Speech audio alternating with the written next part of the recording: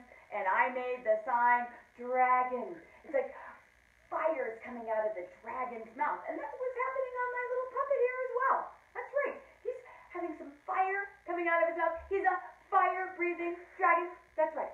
And that's what our story is going to be today. It's called There's No Such Thing as a Dragon, but I think we're going to learn otherwise. That's right, because there is such thing as a dragon in this story. So, before we go ahead and get started with that, we are going to go ahead and wish all of our friends a fabulous Friday.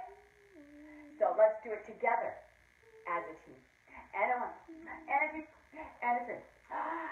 Fabulous Friday, grown-ups. It's so fabulous to see you, kiddos. We're so happy you joined us, readers. We're glad you came to read. Yay! Well, without further ado, we are going to have producer Nate. He and I are going to do some Reader's Theater today. Producer Nate is going to come over, but he's got a special guest with him. So let's bring him on over, and maybe our special guest will bring storytime magic into the room. Come on over, producer Nate. Wait, he's got a friend that's flying over here. Oh, do do do do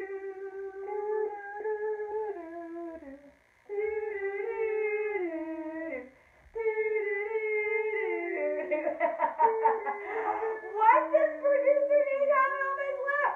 Producer Nate has a dragon on his lap. Producer Nate has a dragon on his lap. Producer Nate has a fire-breathing and flying dragon on his lap because that's our character of the day. That's right. Our character of the day is Dragon. And look at Nate's fabulous dragon. He's got wings. He's got fire, green fire coming out of his mouth. He's a real dragon. And the dragon is the character in our story. So, Dragon, would you go ahead and let Storytime Magic into the room? Do you see what he's doing? He's holding the Storytime Magic wand with his wing, which is super duper cool. So, let's go ahead and sing along and let Storytime Magic into this room. And a one, and a two, and a three.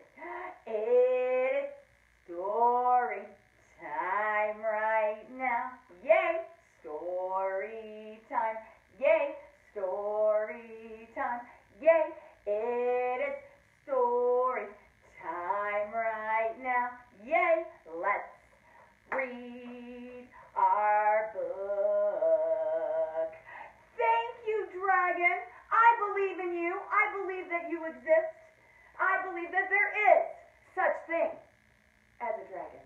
Well, let's go ahead and read this story. As I said, our dragon is the main character of this book. And what is a character? The character lives in the story. The character lives in the story. Hi-ho, librario. The character lives in the story. So where is our friend Dragon going to live while we are doing our Reader's Theater? Nate's going to do all of the voices of all of the characters, and I'm going to be the narrator. Roar. So is your dragon going to live on your lap? All comfy cozy? Awesome possum. That's right.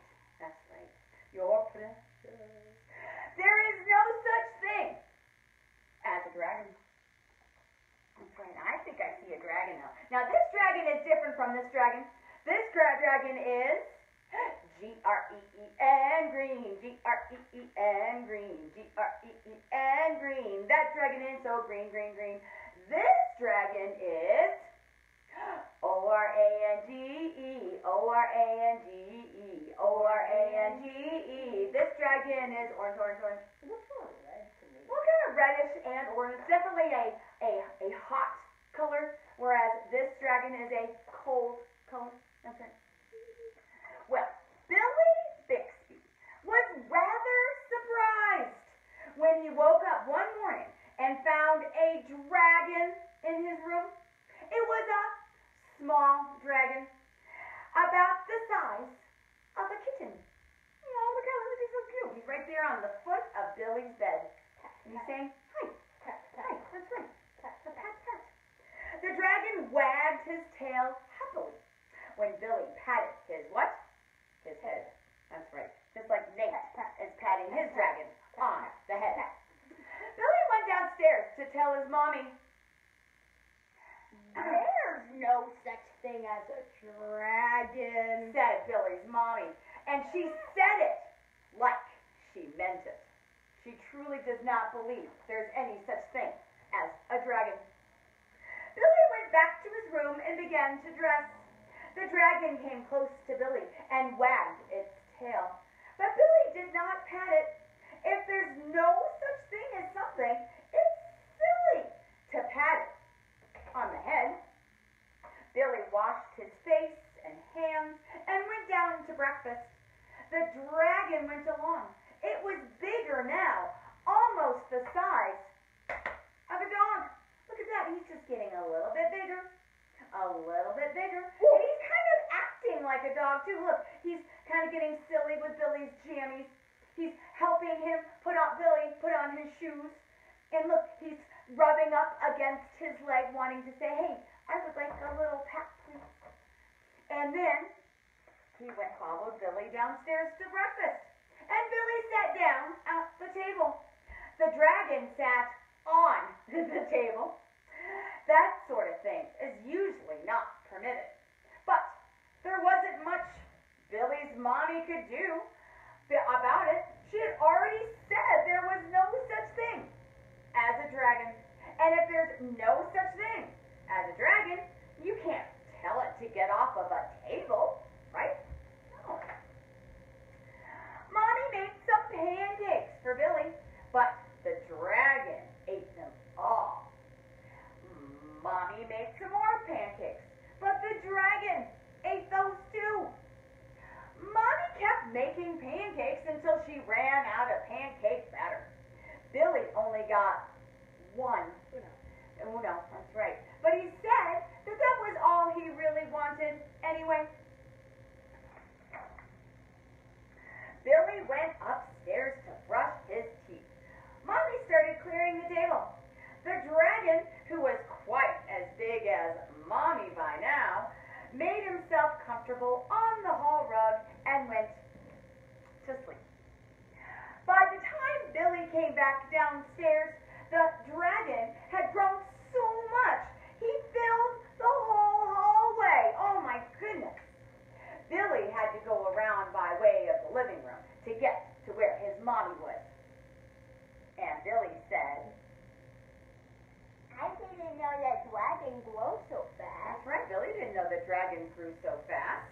And then Mommy said firmly, There's no such thing as a dragon. that's right. She's holding firm. Cleaning the downstairs took Mommy all morning. Oh my goodness. What with the dragon in the way and all, and having to climb in and out of the windows to get from room to room. So she had to lift up the dragon's tail to do some sweeping. She had to climb up over the dragon to do the dusting. And look, she had to climb in the window just to get from room to room because the dragon was taking up so much room and space. Oh, right? Right? By noon, the dragon filled the whole house with this. He's got his tail sticking out this way. His head is sticking out the front door. Oh my goodness. By the noontime, the dragon filled the house. His head hung out the front door. Its tail hung out the back door. And there wasn't a room in the house that didn't have some part of dragon in it. When the dragon awoke from his nap, his body was talking to him, right? He was feeling hungry. A bakery truck went by. The smell of fresh bread was more than the dragon could resist. The dragon ran down the street after the bakery truck. The house went along, of course, kind of like a shell on a turtle, or a shell on a snail, or a shell on a hermit crab. See how it's kind of on its back?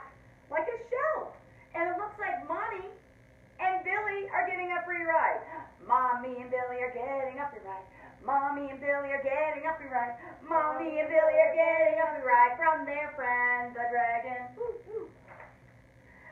The mail carrier was just coming up the path with some mail for the Bixbys when their house rushed past him, and headed down the street.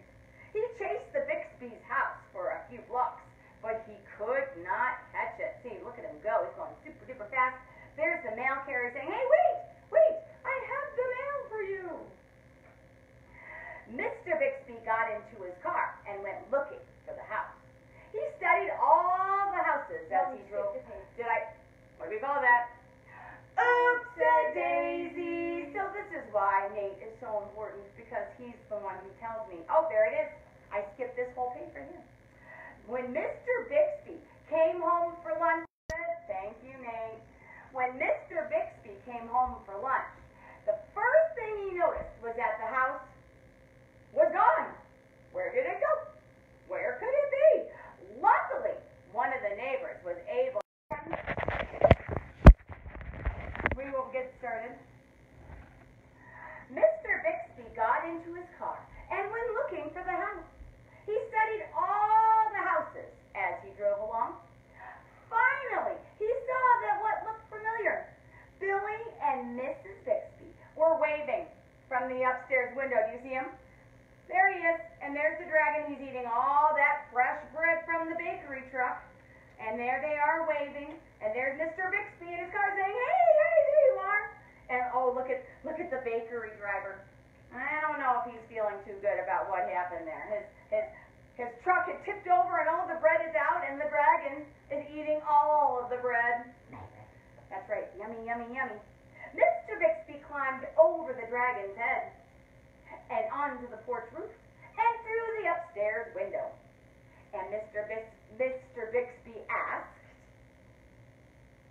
How did this happen? and Billy said, It was the dragon. and then Mommy started to say, There's no such thing. but then Billy insisted, There is a dragon. what kind of a dragon? A very, very big dragon. That's right. And Billy patted the dragon on his head. The dragon wagged his tail happily, and then, even faster than it had grown, the dragon started getting smaller.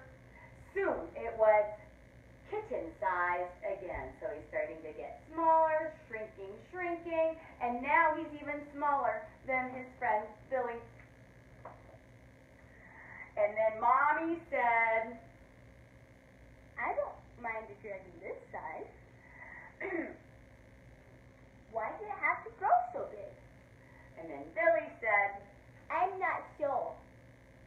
But I just think it wanted to be noticed. I think it wanted to be noticed. Did you notice this, our wonderful and loyal readers? That once the dragon did get noticed, once they started paying attention to the dragon, giving it its pats on its head, giving it food to eat, and giving it lots of love, then the dragon shrink down to regular kitten size, just like this dragon here. And then I'm sure now the dragon will stay that size. And then it'll be his brand new dragon pet for Billy. Just like Nate has this dragon pet. It's good to have a dragon pet, isn't it? Absolutely. All right. Well, can you believe it is time for us to say goodbye to all of our friends? Well, let's first remember our manners and say a big thank you. Thank you, Nate. High five, Nate. And can I have a high five from Dragon? Or a high wing? There you go. Awesome. Thank you, guys. All right. He's going to fly with his dragon on over to his camera producer, assistant, fabulous spot. This is the spot where he has to go when there is an oopsie-daisy, just like when we have somebody making a phone call while we're doing our production. So he does so much important work. So let's go ahead and say goodbye to all of our friends. And a one, and a two, and a three. Goodbye, grown-ups. It was so fabulous to see you, kiddos.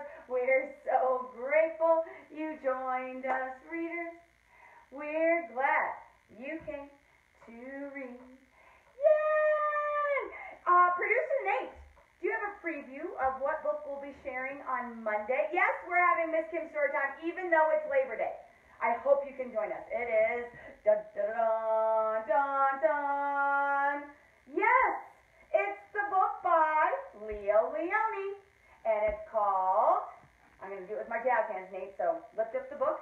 It's called Little Blue and Little Yellow, and it's an awesome story about friendship and fun. So I hope I see you. Producer Nate hopes he sees you on Monday, but if you ever miss a Miss Kim Storytime live production on the Facebook platform, you can always fly like a dragon over to our YouTube channel called Miss Kim Storytime. And that's where you're going to see so many videos of so many books that we've produced. And you know what? We are quickly reaching our goal of 100. Once we reach that goal, we're going to regroup and figure out how we want to continue to promote Miss Kim Storytime for you, our loyal readers. So, anyway, I hope you all have a fabulous weekend. Stay healthy, stay happy, and stay positive. And know, you, my loyal viewers, are loved. Have a great weekend. Bye.